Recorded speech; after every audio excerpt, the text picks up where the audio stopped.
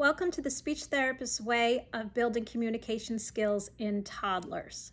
I'm Josie Mott. I'm a speech language pathologist, and I'm going to be talking to you about 3 simple things that you can start to do to help your child to communicate.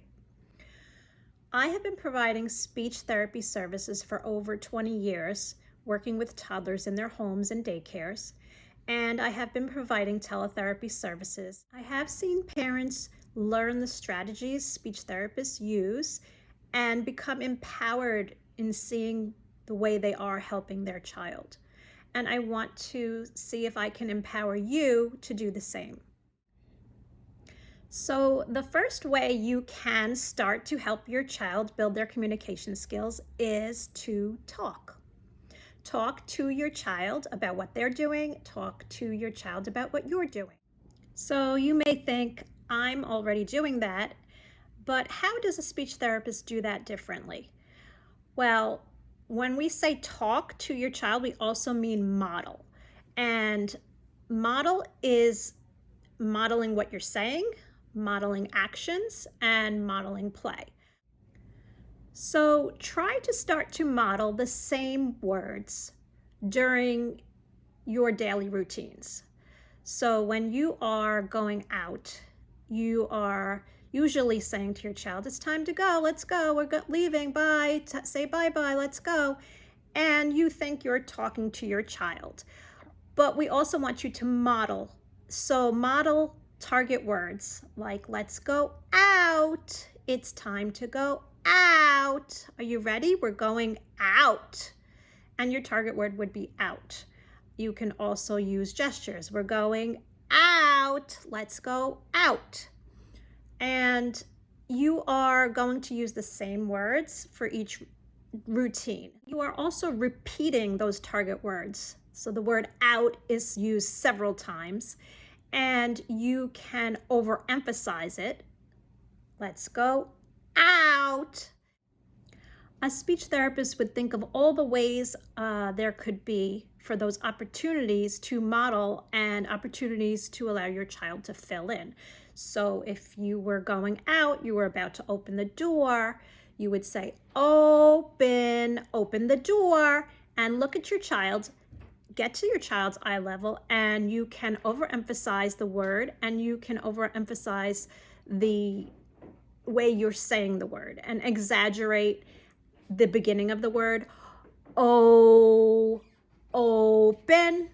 So again, you're giving your child many models and repeating the words, and you are at their eye level, and you're also pausing to see if they will fill in the word.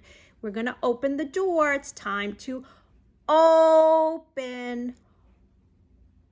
And then give that visual cue without actually saying the word, and wait a few seconds to see if they do have an attempt to say that word. So think about all the opportunities you have to model words. When you are going out, you will need your child's shoes. So think about how many times you can repeat that target word and the way you're talking to your child versus how a speech therapist would say, go get your shoes. Where are your shoes? Are your shoes over there? Let's find your shoes. You got it. You found your shoes. Oh, see? There's your shoes. Here, let's put your shoes on. Put on, shoe on. Shoe goes on your foot. Let's put shoe on. So again, you're repeating that target word multiple times. So there may be a difference in how you're talking to your child or how you have been talking to your child compared to how a speech therapist would talk and model those words. Again, they are repeated, they are overemphasized. You can use some visual cues. Shoe, oh, you got your shoe. Overemphasize and exaggerate the initial sound of the word. All these things a speech therapist does will become more natural to you as you realize you have a goal in your mind of when you're talking to your child that you are actually working on their communication skills. You are modeling single words for them to eventually imitate. and you're giving pauses to allow them to fill in if they are ready to imitate. Pausing and waiting expectantly for your child to fill in is letting your child know that they are expected to make a communicative attempt. If they can't say that word, that's okay. You're setting it up so that they are learning that you do want them to try to make a communicative attempt. So again, get on their eye level, look expectantly at them, and wait.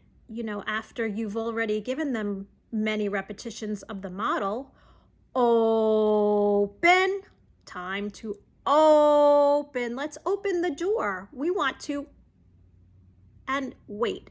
So you want to know that you've given your child enough support, enough models first, to see if you can build it up to the point where they can try. I wouldn't ask your child to say open. You say open. You can get to a point where you might want to encourage them a little bit, but not in a commanding way. So say open is different than you say open.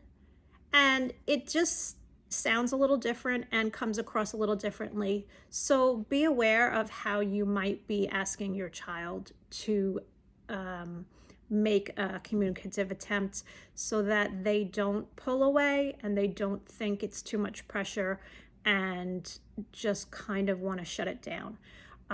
You want them to feel like they've gotten enough support from you that they will want to try. And so another way that you can help your child to begin to communicate is to sing.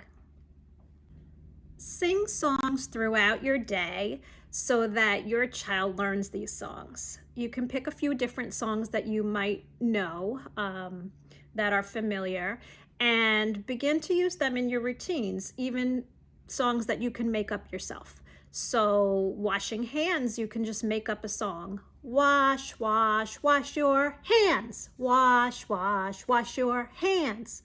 Whatever it may be. Come up with a tune that you're comfortable with and is simple. And again, you're thinking in your mind, your goal is, okay, the child's going to learn the song. Songs become automatic. Songs stick in our head. And you kind of always get that feeling of, oh, you just want to sing those words. And, that's what's going to happen. And again, you're going to do it in a way where it becomes repetitive. You're using the same words. It's at the same time. The child learns the routine and they're going to want to fill in. So wash, wash, wash your hands. Wash, wash, wash your hands. Whatever it may be. So think of things like that.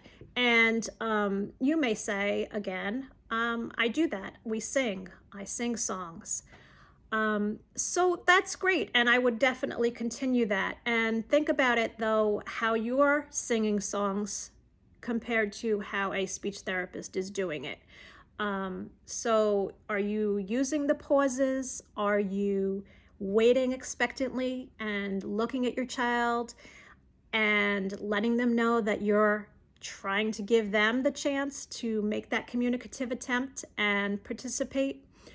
It's just some subtle movements, it's eye contact, and it's dramatic facial expressions that do make a difference. So if you're just singing the song, "Old MacDonald had a farm, E-I-E-I-O, and on that farm it is different than as a speech therapist. When I want to sing that song, I like to put pauses in there and I like to use facial expressions.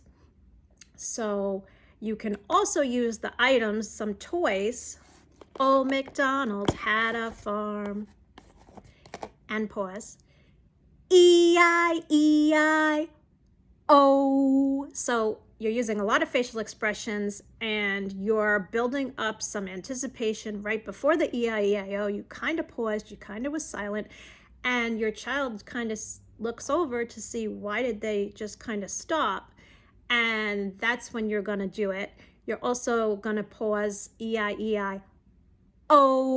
So oh, any way you feel comfortable. But again, you're bringing attention to your mouth and the vowel sound oh.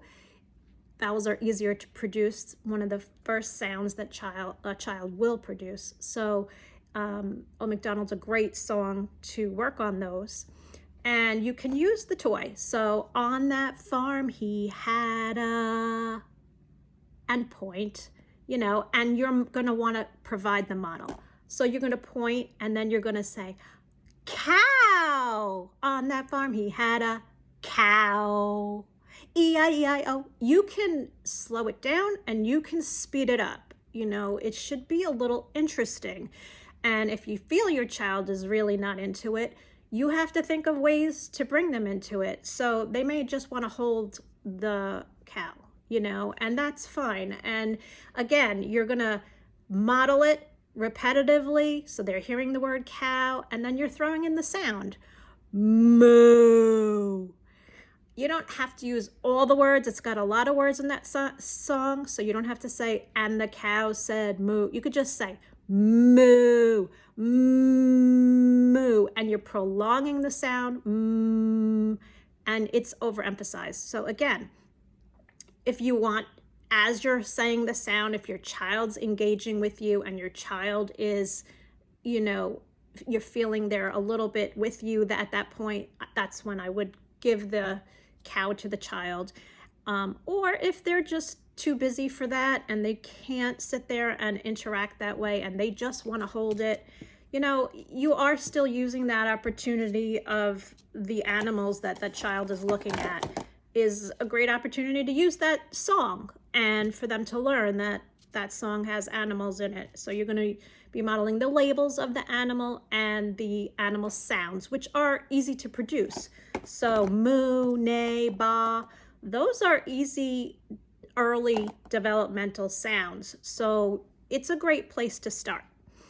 Another song that can use gestures is The Wheels on the Bus, and you can use a bus just to hold it up, start singing the song, and you can show them the gestures. So the wheels on the bus go round and round, round and round. So if they want the bus, that's fine, and you can give them bus, and you're now using the gestures. And you want your child to imitate. So imitation of the words is what you're looking for, but it doesn't start with words. So if your child is not yet imitating the gestures, they're not going to be imitating the words most likely.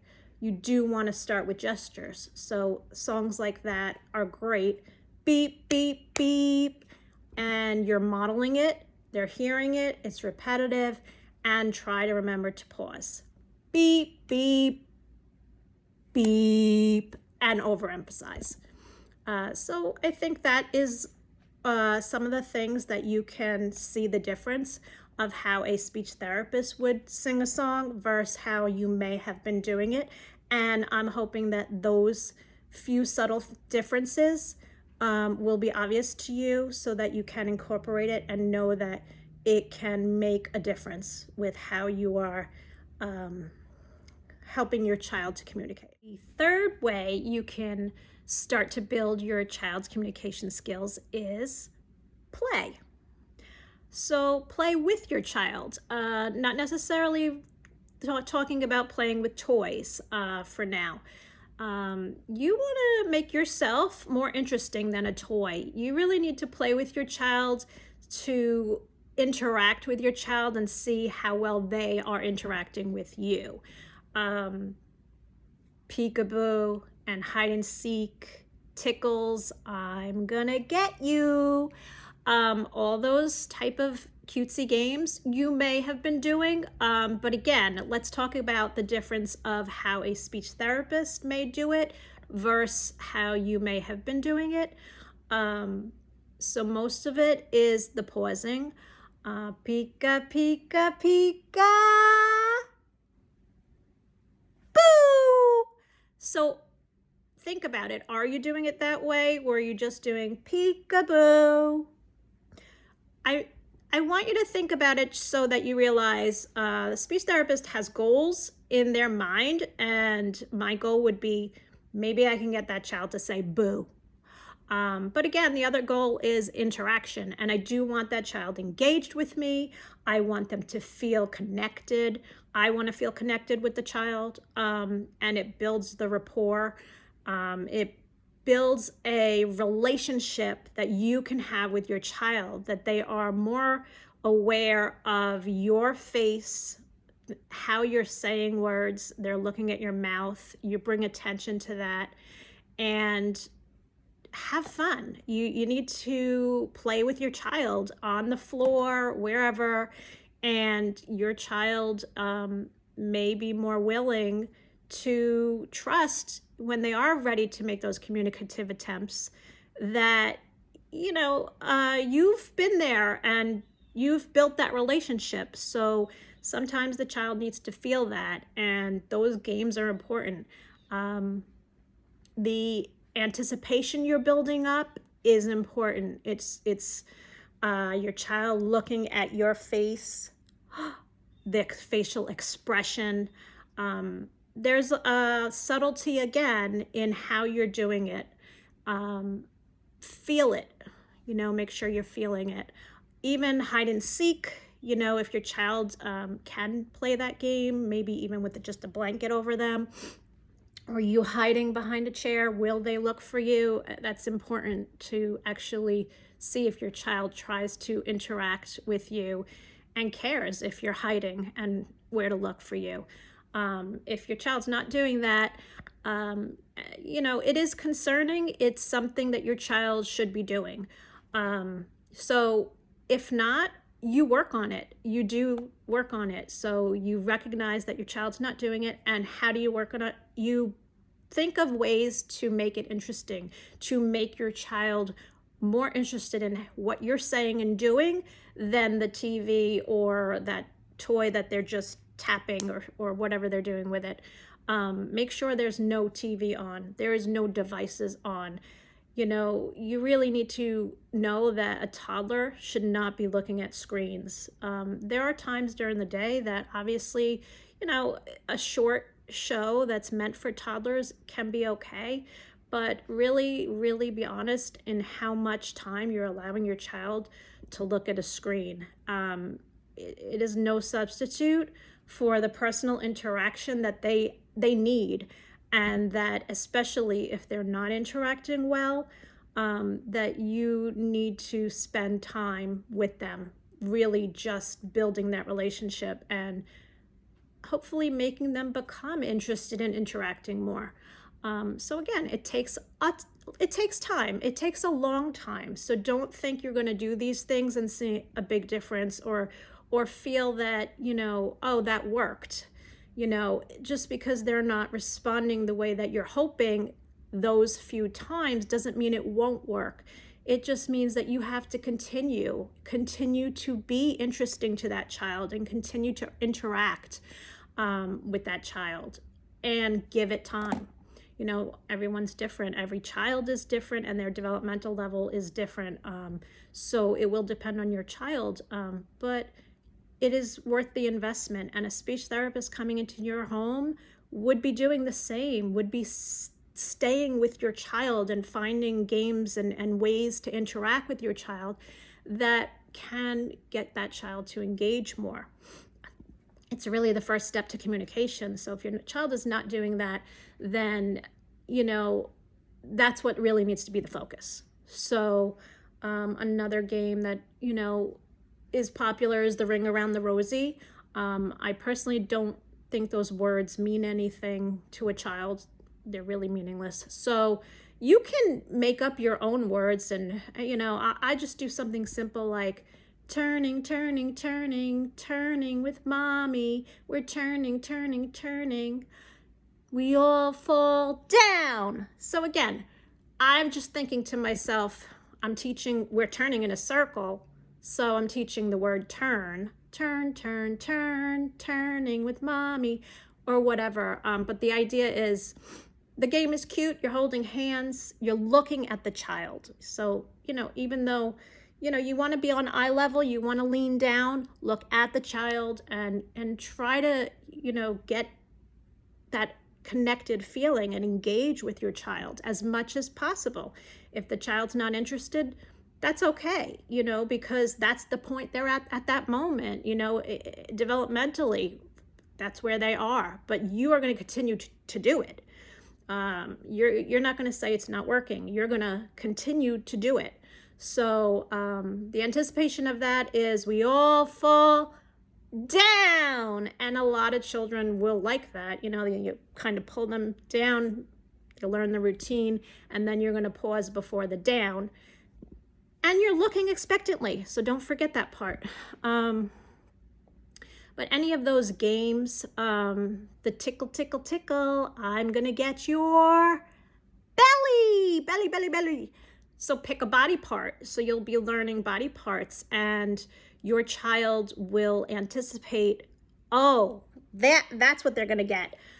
So before you start tickling that belly, give it a pause. I'm gonna get your belly, belly, belly, belly. See if your child knows and can identify where their belly is, or their toes or their feet. I'm going to tickle your feet. Where are your feet?